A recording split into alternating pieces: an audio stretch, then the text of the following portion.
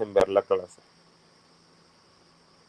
Pero bueno, nada, nos tenemos que poner en marcha y tenemos que dar por lo menos hoy historia clínica 1 y 2 y comenzar el martes que viene con todos los hierros.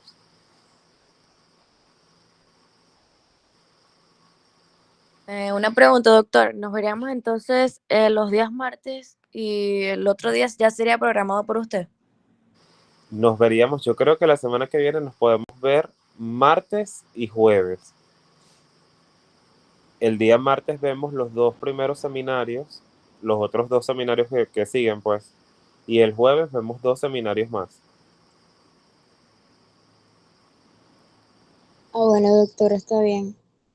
Chévere. ¿Esos encuentros serían entonces en el hospital? Sí, sí, sería en el hospital. Esta Ok. mañana, bueno, realmente uno de los errores de mi parte para esta clase es que como estaba acostumbrado a dar la clase en el Salón Rotary de la Concha, ahí había video BIM y todo, los muchachos no tenían que canalizar nada de eso. Era solamente acordar vernos y ya. Y, sabes, o sea, programé la clase con ustedes, ni siquiera pensé en el video BIM, solamente en que le comenté a Leticia lo de las diapositivas porque tampoco tengo pendrive y ella me dijo como que, ay, necesitamos video BIM y ahí empecé a correr en círculos. Ya estamos todos, ¿no? Ahora sí. Ya. Tengo a Ana, Carely, Fabiana, Leticia, Marzulis, María, Paula y Romaida. ¿Son todas?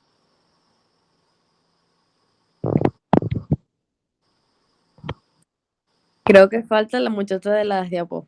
Sí, está viendo eso, las está descargando. Si ¿Cómo? no, déjenme intentar si lo puedo compartir desde el teléfono. Dale, pues. Denme un chance. Sí va. Mm, sí.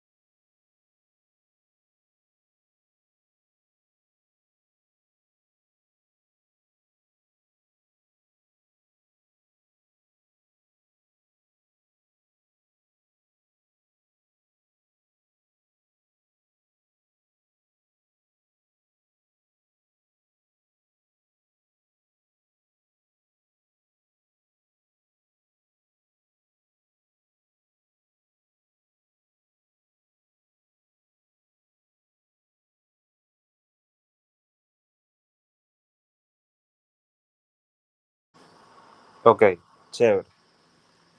Ahora sí, todas aquí, ¿verdad?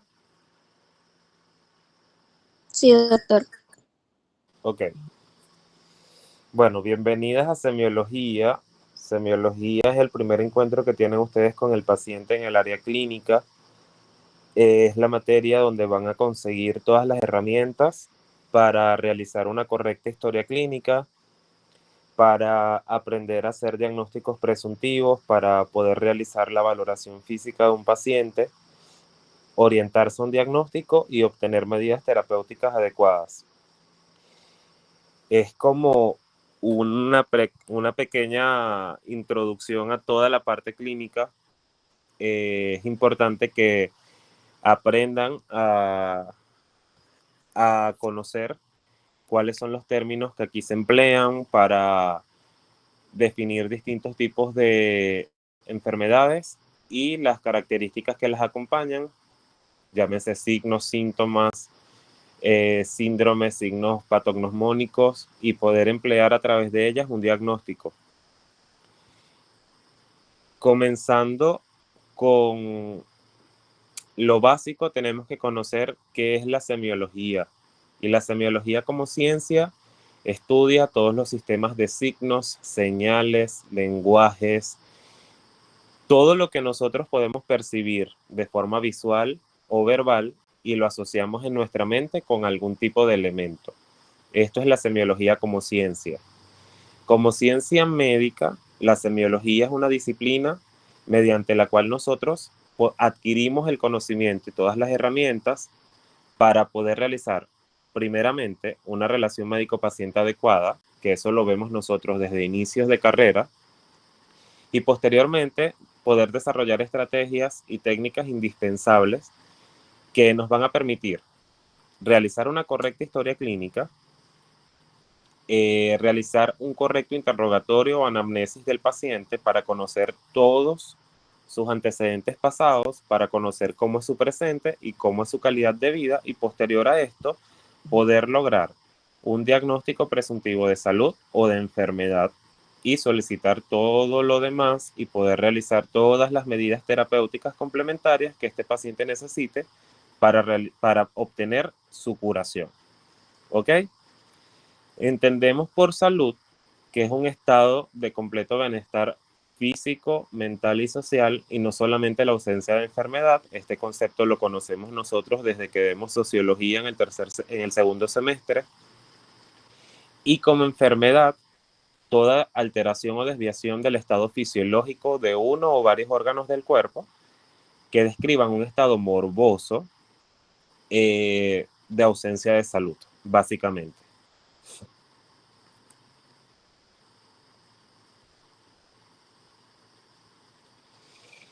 Adentrándonos en el tema que nos interesa, aparte de esto, tenemos que conocer qué es la historia clínica. La historia clínica es un monstruo, porque la historia clínica conlleva una estructura bastante grande, donde nosotros tenemos que, a través de nuestra intelectualidad, brindar al paciente, primeramente, a través de nuestro conocimiento, todas las maneras en las que podamos disuadir, persuadir y que él de forma fácil nos ofrezca toda la información que nosotros necesitemos para poder llenar este monstruo que es la historia clínica. La historia clínica como concepto es la narración ordenada y detallada de todos los acontecimientos psicofísicos, sociales, pasados y presentes, referidos a una persona, que en este caso es el paciente, que surgen de la anamnesis, del examen físico, de la elaboración intelectual del médico y que permiten emitir un diagnóstico de salud y de enfermedad. Cuando nosotros leemos este concepto de historia clínica, que ustedes lo tienen que saber perfectamente, primero debemos tener en cuenta que es literalmente el concepto. Es una narración ordenada y detallada de todo, absolutamente todo. Los antecedentes de esta persona, desde que es infante hasta que es adolescente, hasta que crece y empiezan a aparecer estos fenómenos de enfermedad que son fisiológicos y patológicos. ¿Ok? La historia clínica la desarrollamos a través de la anamnesis. La anamnesis no es más que el interrogatorio mediante el cual nosotros logramos describir las características de la enfermedad y que obtenemos a través del paciente. La anamnesis es una de las cosas más importantes en la relación médico-paciente, es una de las cosas más importantes en nuestra labor como médico, porque a través de ella podemos obtener básicamente un 70% del diagnóstico de una enfermedad. Muchas veces nosotros, y de hecho la medicina actual, desvía muchísimo el conocimiento de, o omite un poco incluso la parte clínica, porque nosotros preferimos adentrarnos directamente a métodos paraclínicos, diagnósticos, laboratorios, imagenología, y dejamos la parte clínica muchas veces de lado, cuando la parte clínica y a través de la anamnesis nosotros tenemos a detalle y precisión cómo ha sido la evolución de una enfermedad desde que aparece el primer síntoma, en su evolución en el tiempo, incluso la forma en la que ha sido tratada previamente o durante el proceso de enfermedad, hasta que este paciente acude a nosotros en algún tipo de consulta. Aparte de esto, la anamnesis se coayuda del examen físico y, como ya les dije, nosotros tenemos semiotécnicas, que son técnicas que utilizamos para poder lograr un diagnóstico concreto, ¿ok? Tenemos que tener presente también cuáles son los conceptos de síntomas, signos y signos patognomónicos y síndromes, donde un síntoma es básicamente una sensación subjetiva que el paciente describe, sea dolorosa o no, que nosotros no podemos cuantificar. En comparación con el signo es una percepción que es objetiva, que puede ser descrita por el paciente, pero que nosotros podemos cuantificar e incluso percibir, como por ejemplo la fiebre. Un signo patognomónico es la presencia también de una percepción objetiva que es es fidedigna de un proceso de enfermedad característico asociado a cualquier enfermedad, lógicamente, que eso lo veremos más adelante, pero por ejemplo, para que tengan una idea, existen patologías cardíacas que generan soplos cardíacos, que es un tipo de sonido característico cuando el ruido no es normal por los vasos, y escuchar un soplo muchas veces es característico de algún tipo de estenosis aórtica o patología estenótica del corazón, ¿ok? Y un síndrome, que ya ustedes deben tener una idea de qué es un conjunto de signos y síntomas que describen un proceso de enfermedad en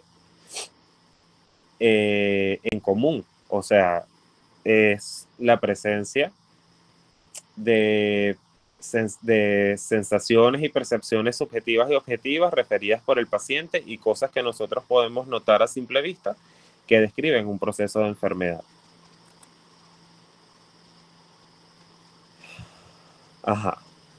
La historia clínica, sus características es que es un documento médico que incluye todas las características de la enfermedad desde el punto de vista médico.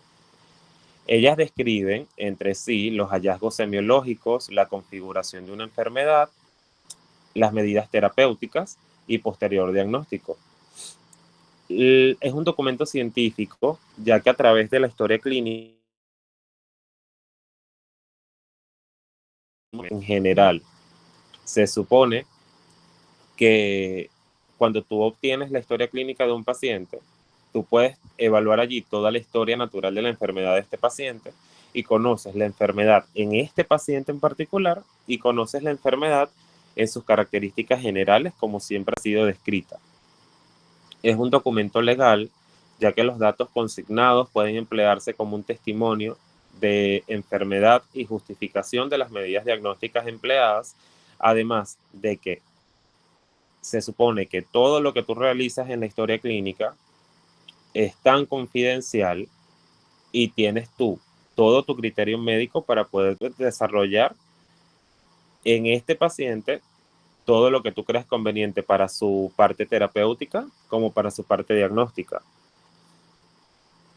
Es un documento económico porque en teoría todos los centros donde se realiza una historia clínica, el mismo centro debería ser garante de que tú tengas las herramientas para poder desarrollarla.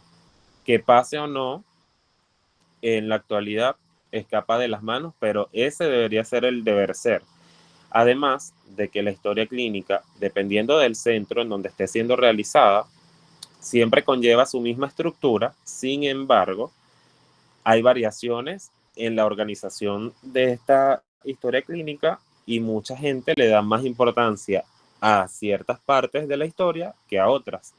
Como por ejemplo, una historia pediátrica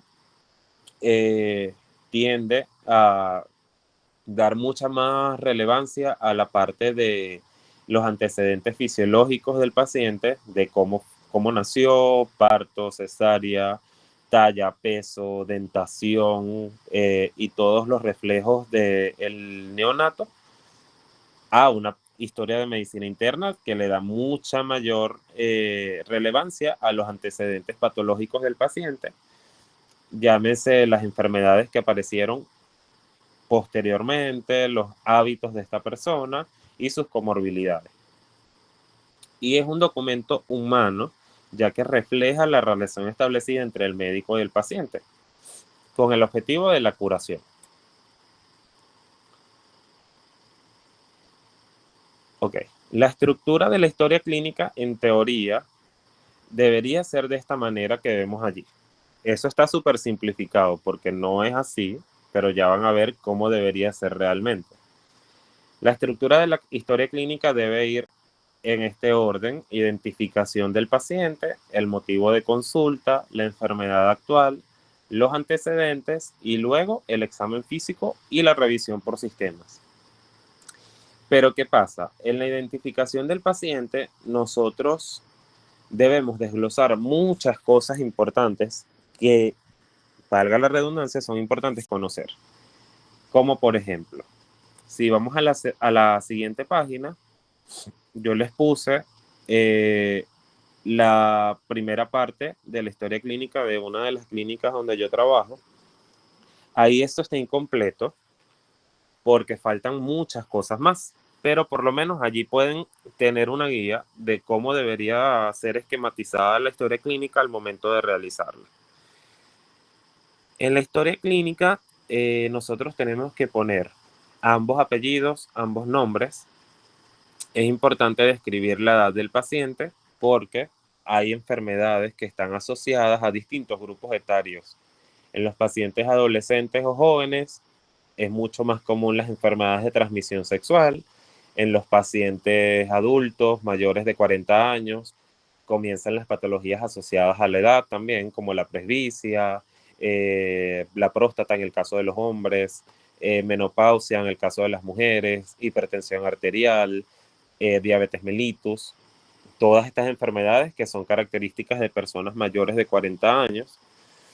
El lugar de nacimiento nos puede datar acerca de si la persona pertenece a una región geográfica donde haya factores de riesgo que lo expongan a enfermedades, como si es una persona que vive en un estado, país o ciudad que no esté tan desarrollada y no hay disposición discreta, o es una zona endémica de algún tipo de enfermedades transmitidas por vectores, por ejemplo.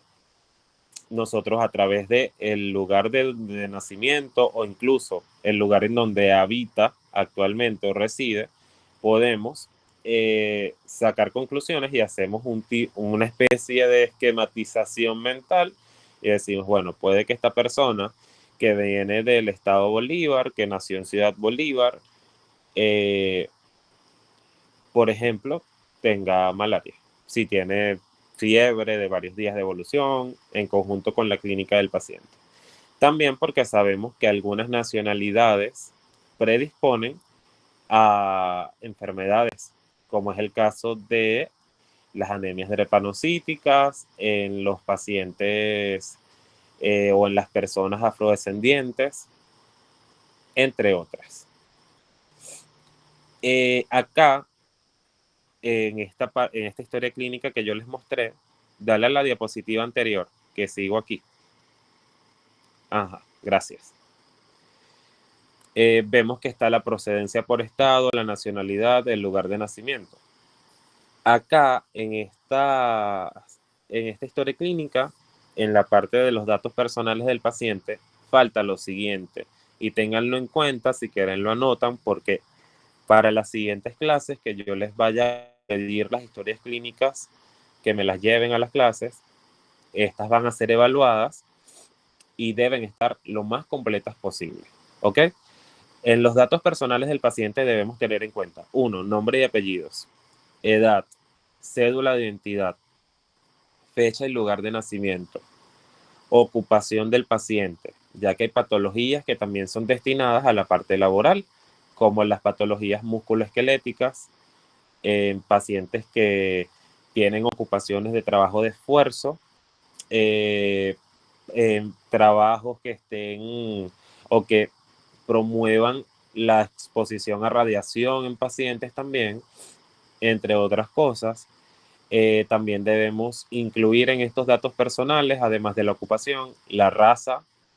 Debemos de incluir también el tipo de sangre, la religión del paciente, la dirección actual completa del paciente, y también siempre debe estar incluido acá en una persona a quien avisar en caso de emergencia con su número de teléfono, ya que si este paciente llegase solo a la emergencia y llega a fallecer o ocurra algo desafortunado, nosotros tengamos a quien notificar que este paciente está en el centro y siendo atendido por nosotros. La dirección debe ser siempre completa, debe incluir ciudad, sector, calle y número de casa, en la medida de lo posible. Posterior a los datos personales, nosotros tenemos que describir el motivo de consulta del paciente. Existen dos tipos de motivo de consulta.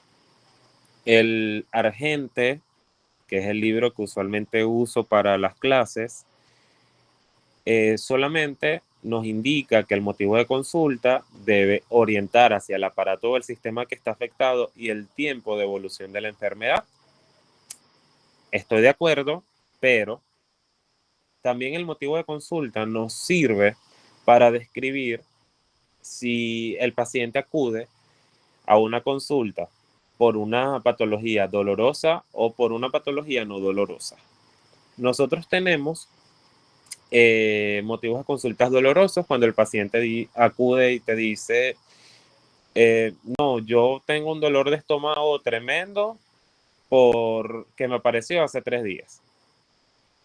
Esto nos va a servir porque para cuando nosotros realicemos lo siguiente, que es la enfermedad actual, existe una mnemotecnia que se debe usar cada vez que debemos describir dolor. Sin embargo, también existen los motivos de consulta no dolorosos, como este ejemplo que está acá, que dice que el paciente acude porque tiene tos, fiebre y expectoración de 3 días de evolución. Este es un motivo de consulta no doloroso. Un ejemplo de motivo de consulta doloroso: epigastralgia, que es dolor en epigastro, epigastralgia de 3 días de evolución. También existen motivos de consulta como que el paciente solo presente fiebre, o que solo presente tos, o que solamente presente vómitos, o que presente cefalea. Entonces, en ese caso se describe el motivo de consulta solamente tomando en cuenta el sistema que está siendo afectado en el paciente. Otra cosa que podemos hacer en los motivos de consulta es que muchas veces el paciente describe su patología, obviamente en un lenguaje que no es técnico, porque él no tiene el conocimiento que nosotros tenemos, pero podemos poner ese motivo de consulta entre comillas según lo que refiere al paciente. Por ejemplo, dolor en la rodilla. Tú pones dolor en la rodilla porque eso es lo que el paciente te está refiriendo y va entre comillas. Ahora, si es un término que tú puedes llevar a lo técnico, lo haces. Como por ejemplo, gonalgia. Una gonalgia es un dolor en la rodilla, pero también es válido poner lo que el paciente te está refiriendo entre comillas, para que quede claro. En la enfermedad actual es la redacción precisa y en orden cronológico de todo el padecimiento del paciente, comenzando con las primeras manifestaciones de la enfermedad, incluyendo la evolución de la enfermedad hasta que este paciente acude al centro. La enfermedad actual es, si no bien, una de las cosas más importantes de la historia clínica.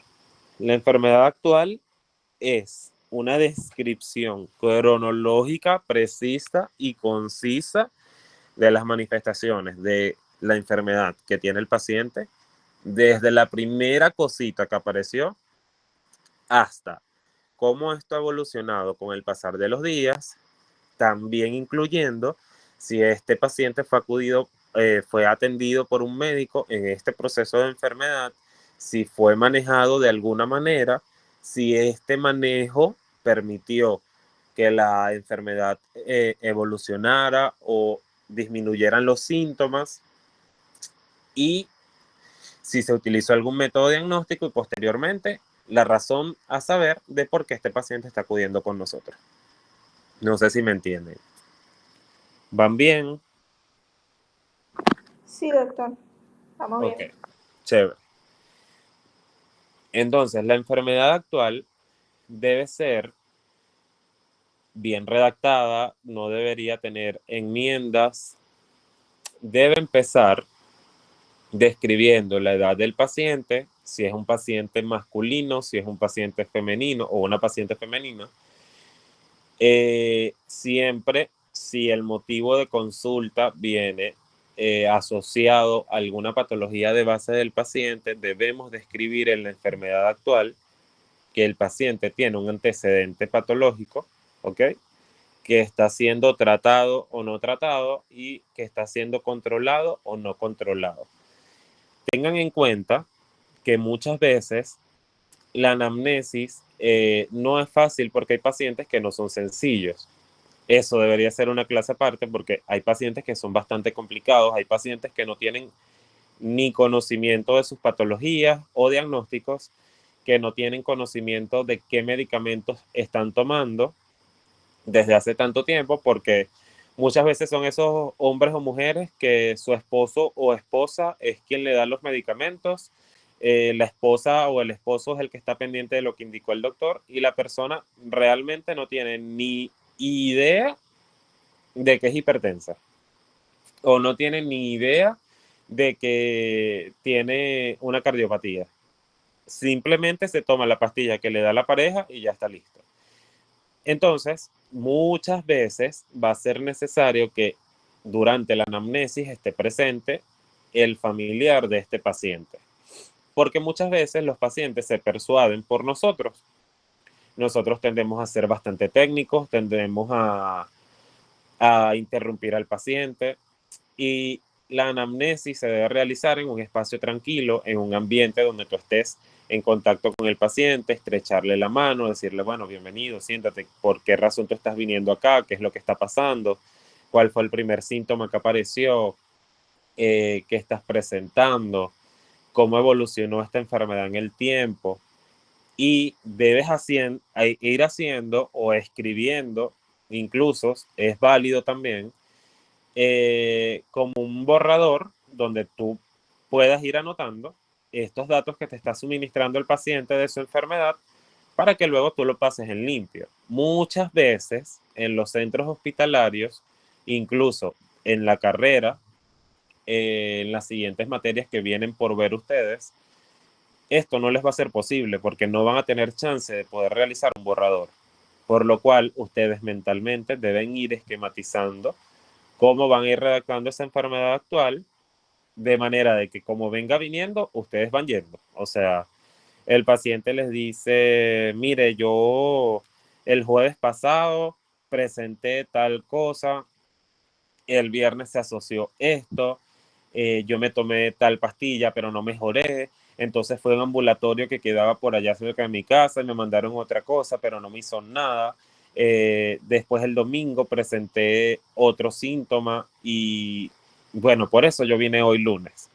Entonces en su cabeza ustedes ya tienen un recorrido y una brecha de todo lo que este paciente les está suministrando de información para ustedes poder realizar la redacción de la enfermedad actual. ¿Entienden? ¿Aló?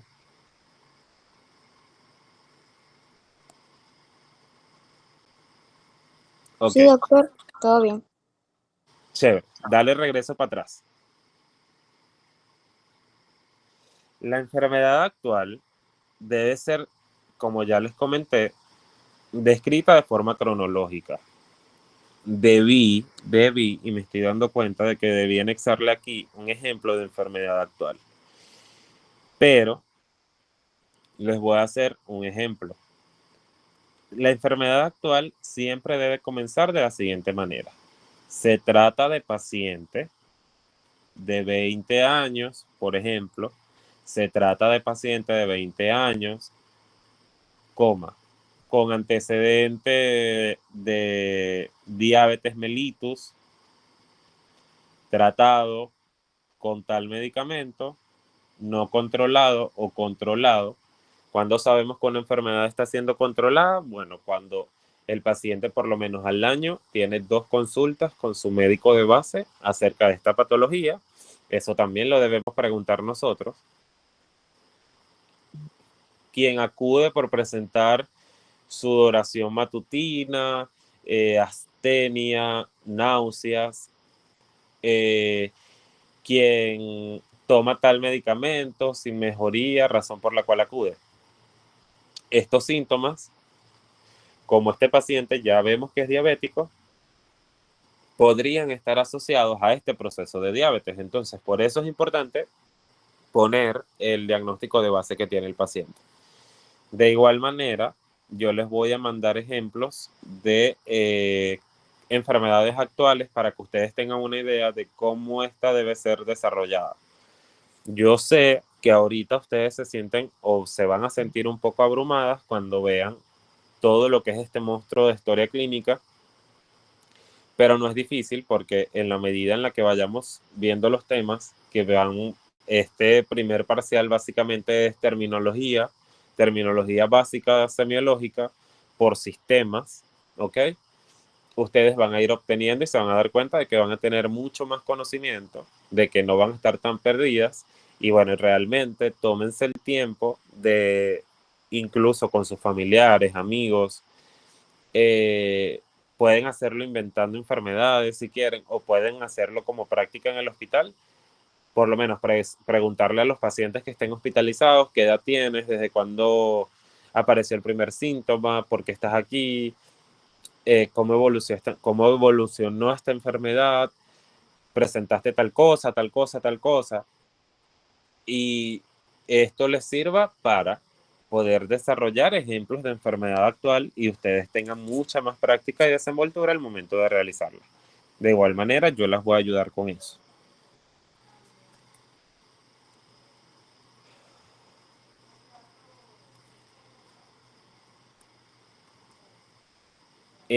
Cuando nosotros llegamos a la siguiente parte de la historia clínica tiene, después de la enfermedad actual, que aquí es donde les decía que cada centro clínico u hospitalario esquematiza de distinta manera. Hay quienes ponen primero todo lo que son los antecedentes,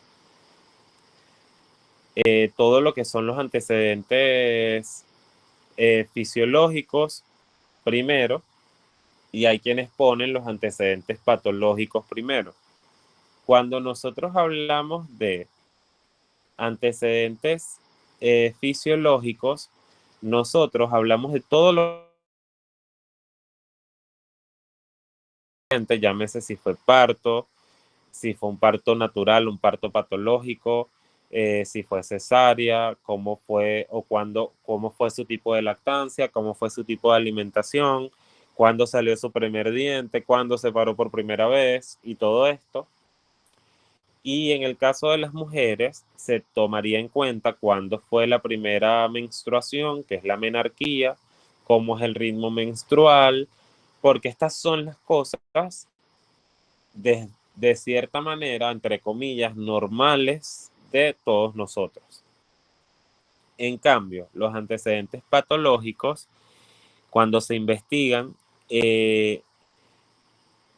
para el hombre es súper difícil acordarse de todas las cosas malas que pasaron, pero nosotros tenemos que hacer énfasis y tratar de cierta manera, descubrir cuáles son las enfermedades que tuvo esta persona en el pasado, si él tuvo que o ameritó la hospitalización en algún centro hospitalario y cómo evolucionó a esta hospitalización, si estuvo algún tipo de complicación o no. Dentro de los antecedentes patológicos, nosotros encontramos las enfermedades de la infancia, las enfermedades médicas, las enfermedades o los antecedentes alérgicos y los antecedentes quirúrgicos y traumáticos. Dentro de las enfermedades de la infancia, nosotros tenemos este conjunto de enfermedades, rubiola, varicela, sarampión, que muchísimas veces en la mayoría de los pacientes dejan secuelas a largo plazo.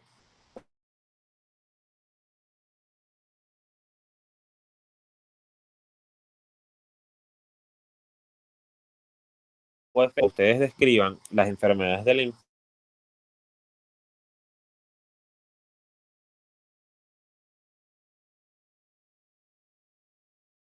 o las enfermedades que si ameritó la hospitalización,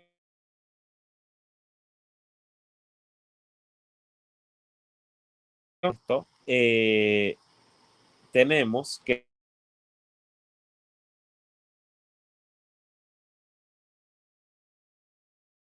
médicas entran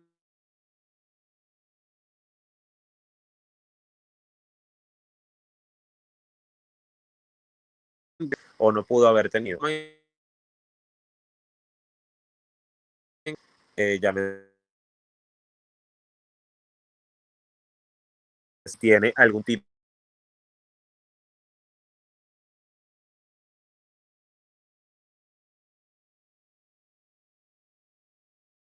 de infarto agudo al miocardio, si el paciente tiene que puede ser epilepsia, o sea, si este paciente en algún momento ameritó ir a una consulta médica a cumplir un tratamiento o una hospitalización.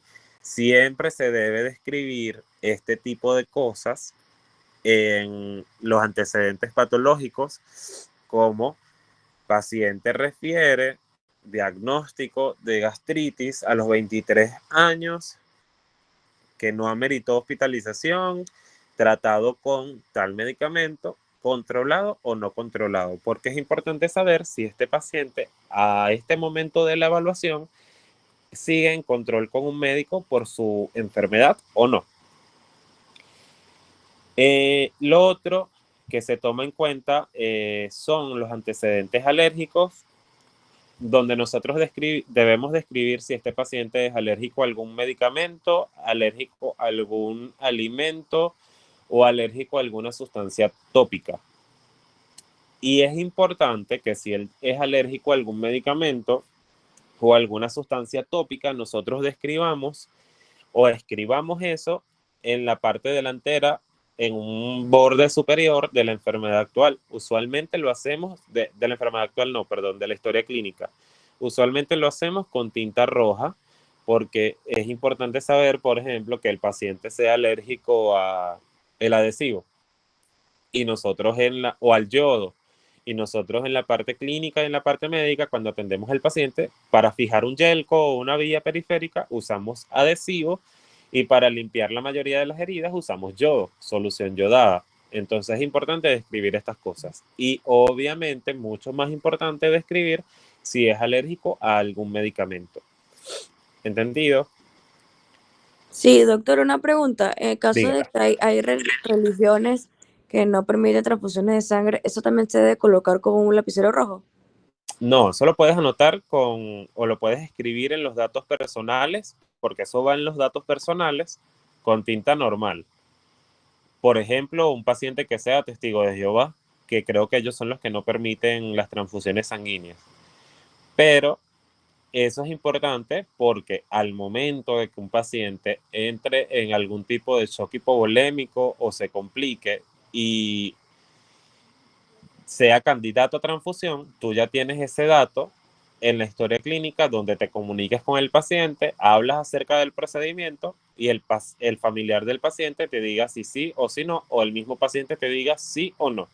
Porque en ese caso ya no es responsabilidad del médico, sino que es responsabilidad del paciente no asumir una medida terapéutica que tú puedas emplear con él.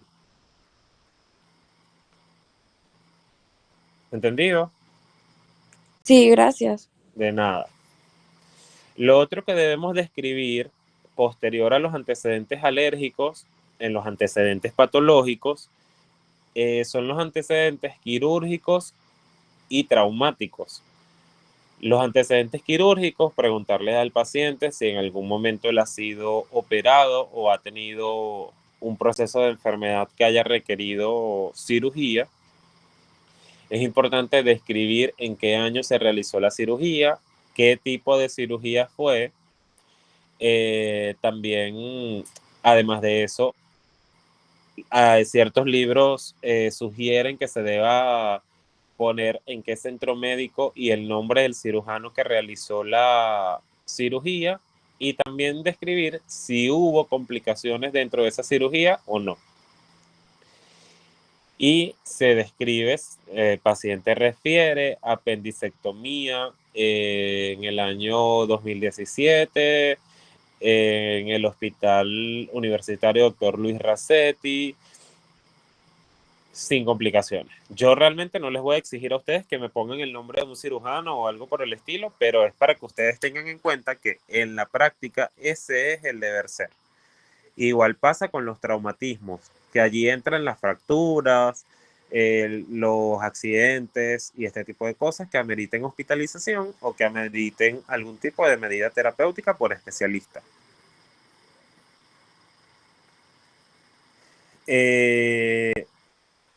¿Entendido?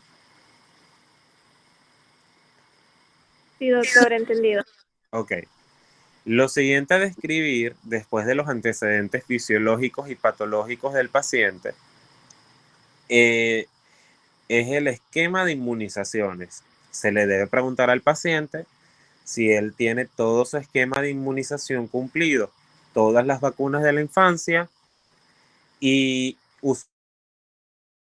usualmente debemos preguntar al paciente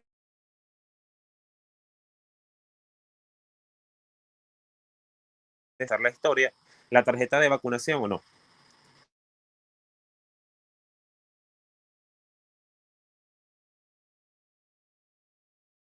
Inmunización completo, consigna tarjeta o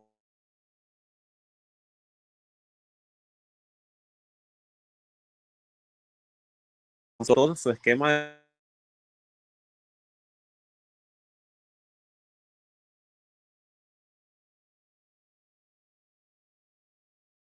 vacunación. Ustedes refieren allí, paciente refiere, no tener esquema.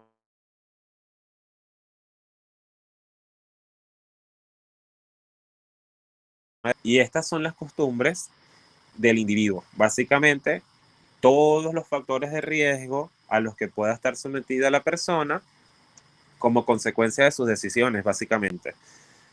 Y en los hábitos psicobiológicos, nosotros tenemos que preguntar al paciente acerca de cómo es su alimentación, si él considera que tiene un tipo de alimentación de calidad, de buena cantidad y cómo es su horario de comidas y también hacia qué tipo de alimentos se orienta más, si es hacia los carbohidratos, las proteínas o las grasas, ya que también esto nos podría aportar datos acerca de qué tantos factores de riesgo tiene este paciente y si está asociado o no al proceso de enfermedad actual. Si la alimentación es variada, donde él incluye un poquito de los tipos de alimentos, entonces este tipo de alimentación se considera como una alimentación mixta. Lo otro que debemos considerar en el paciente es si el paciente es fumador.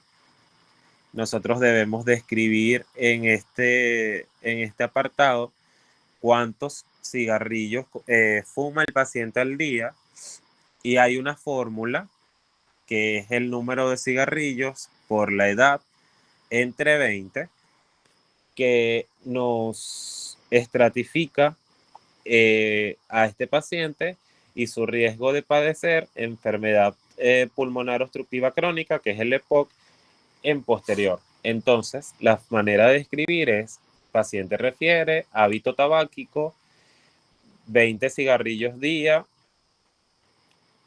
coma, ponen el porcentaje o la fracción que le genere esta regla para el riesgo de EPOC. También se debe describir si el paciente consume bebidas alcohólicas.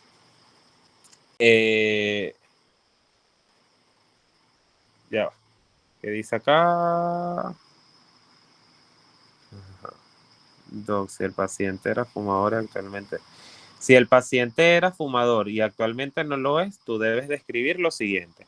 Paciente refiere a hábito tabáquico durante tanto tiempo, desde tal edad hasta tal edad, niega hábito en la actualidad. Es decir, si este paciente fumó desde que tenía 20 años hasta los 25 años, entonces, paciente refiere a hábito tabáquico durante 5 años, desde los 20 años de edad hasta los 25 años de edad, punto.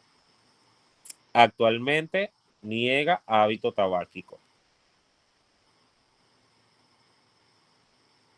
Con respecto al consumo de alcohol, se debe describir si este paciente es o consume bebidas alcohólicas de forma habitual o de forma ocasional. ¿Por qué? Porque el consumo de alcohol obviamente predispone a las personas a distintos tipos de patologías hepáticas, gastrointestinales, neuronales. Entonces, también se debe saber cuál es la cantidad de alcohol que este paciente consume, porque dependiendo del tipo de bebidas que consuma el paciente, hay distintos gramos o grados de alcohol. Entonces, esto sería como, ¿cómo les diría? Como el tipo de alcohol que consume el paciente los predispone, según el grado de alcohol, a desarrollar más las patologías que ya les mencioné. Y se debe poner de la siguiente manera, o colocar. Paciente refiere a hábito alcohólico ocasional o habitual, tipo de bebida, vino, van a poner allí, según lo que él les diga. Mira, yo me consumo, por ejemplo, 2 botellas de vino todos los fines de semana. Y por lo menos las bebidas, el vino es una bebida fermentada, eso tiene de 4 a 6 gramos sobre 100 ml, si no me equivoco, de alcohol. Entonces, si una botella tiene de 4 a 6 gramos en 100 ml, si se toma 2 botellas ya son 8 gramos de alcohol. Entonces, eso es como el tenor alcohólico o la cantidad de alcohol.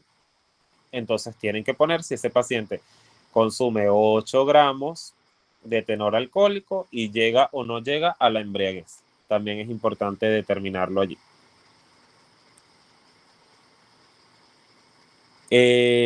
Lo otro que también se debe describir en los hábitos psicobiológicos es si el paciente toma café o no. Se debe describir: paciente refiere a hábito cafeico, de tantas tazas al día, es decir, de 4 tazas al día o de 6 tazas al día o de 1 taza al día, porque cada taza de café, las pequeñas, las medianas y las grandes, también tienen unos gramos de cafeína que pueden predisponer al paciente a distintos tipos de patologías nerviosas, cardiovasculares incluso, o generarle insomnio, por ejemplo. Y eso también debe ser descrito. Paciente refiere a hábito cafeico de 4 tazas medianas o pequeñas o grandes de café al día, punto, tantos gramos de cafeína. Eso es un estimado que también deben sacar ustedes. Otra cosa que se debe describir en los hábitos psicobiológicos es el sueño del paciente o su descanso, pero se describe como sueño. Entonces deben preguntarle a este paciente si él duerme de 6 a 8 horas en la noche, si al momento de conciliar el sueño puede mantenerlo sin problemas hasta despertarse al otro día, o si por el contrario al momento de acostarse este paciente le cuesta conciliar el sueño o le cuesta mantener el sueño, ya que eso te orienta a que el paciente pueda tener un insomnio de conciliación, que así se llama uno de los tipos de insomnio, o un insomnio de mantenimiento, que también es otro tipo de insomnio. Y esto se debe describir en los hábitos psicobiológicos, en el ritmo de sueño del paciente. Y saber si el paciente, por el contrario, duerme demasiado, ya que hay patologías como la diabetes que generan en el paciente astenia, y este paciente tiene un tipo de somnolencia aguda donde el paciente puede estar todo el día acostado durmiendo. El hipotiroidismo también lo puede generar, o la depresión, que también es un proceso de salud mental y es una enfermedad, o si el paciente, por el contrario, no duerme nada. Entonces, se describe de la siguiente manera: paciente refiere sueño reparador o no reparador de tantas horas, coma, si te dice yo duermo 3 horas pero no descanso, o me cuesta conciliar el sueño, punto, ya ustedes van a tener la capacidad de referir si este paciente tiene un insomnio de mantenimiento o un insomnio de conciliación.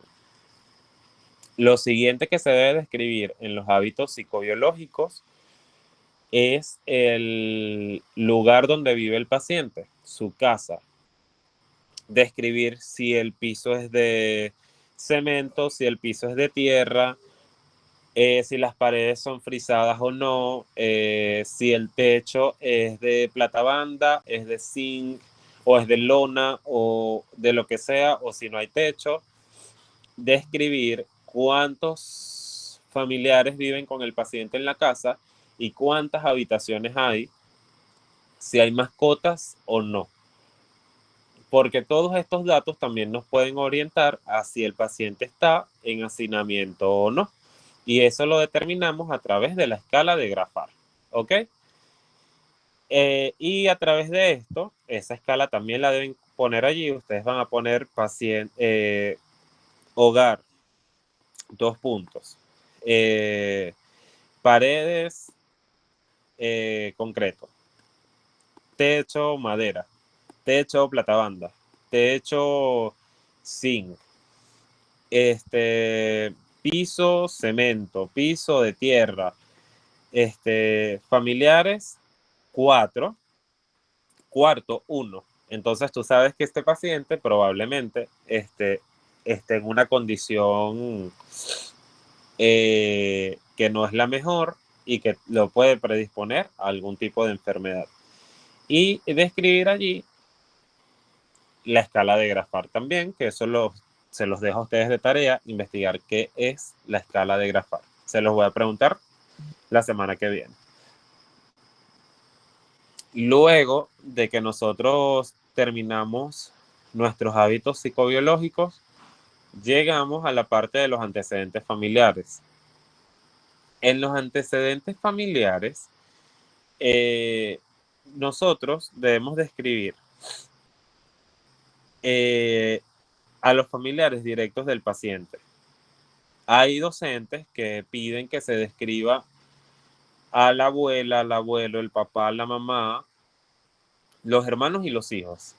Para mí es suficiente papá y mamá, o abuelo, abuela paterna, O sea, abuelo y abuela, paterna y materna, papá y mamá. Y en todo caso, hijos, ¿ok? Familiares directos, sin meter a los hermanos.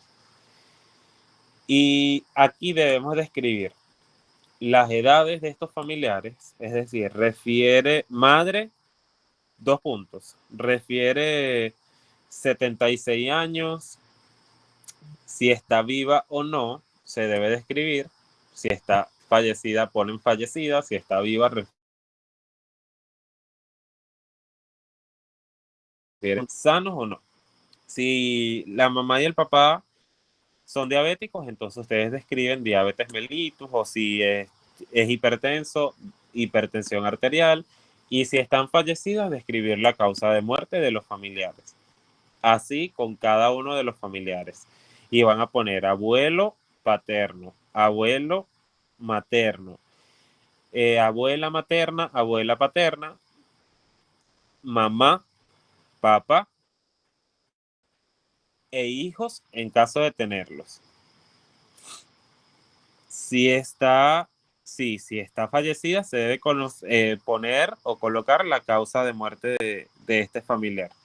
Si el paciente dice, no, mira, mi abuela murió a los 50 años de un infarto agudo al miocardio, o de un infarto, porque nunca te van a decir infarto agudo al miocardio.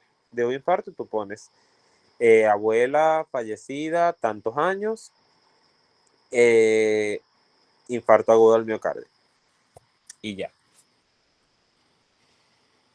Y luego de acá, de pasar a los antecedentes hereditarios y familiares, que son importantes conocerlos porque obviamente nosotros heredamos el 40% de la carga familiar, por genética, por herencia, por lo que sea.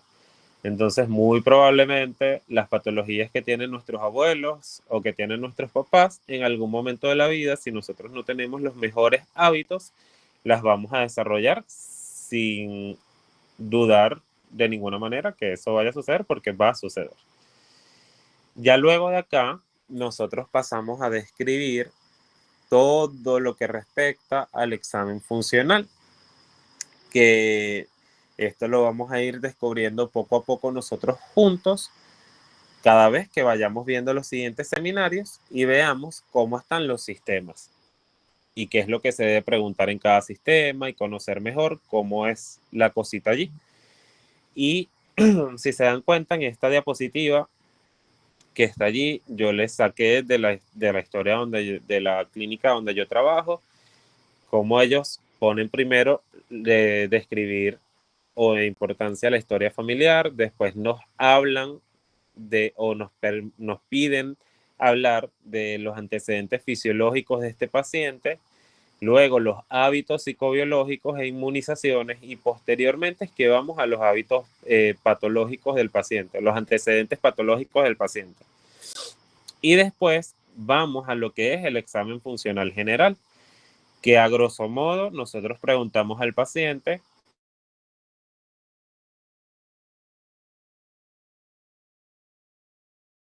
síntomas y signos de los sistemas en apartado.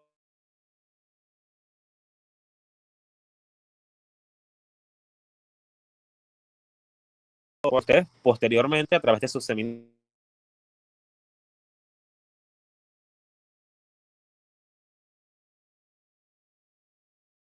para que sea mucho más entretenida cómo se realiza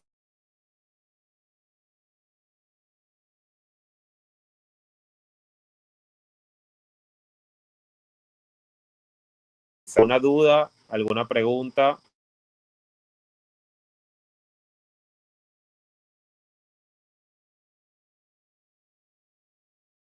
Por mí está bien, por el Bueno, momento chévere, vamos bien. excelente. Les tengo que, déjenme en el transcurso de la mañana, porque ahorita tengo que ir al agudo a llevar unos papeles, les voy a pasar los modelitos de enfermedad actual que me los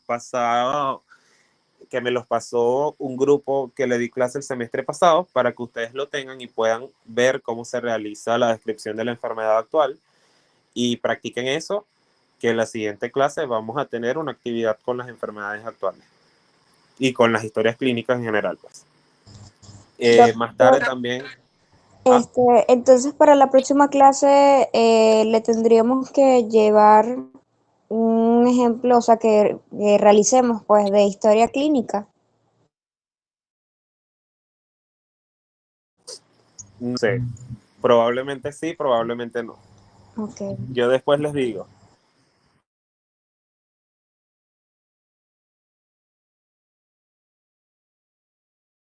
Les doy- Ok, está bien.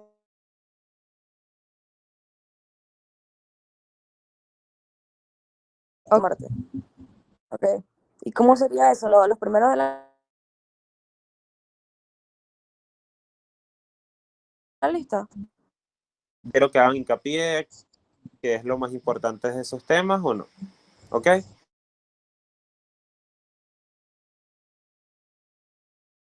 Yendo por el grupo más tarde. Perfecto, doctor, gracias. Ok, igual, Chaito, feliz día. pues. Feliz día.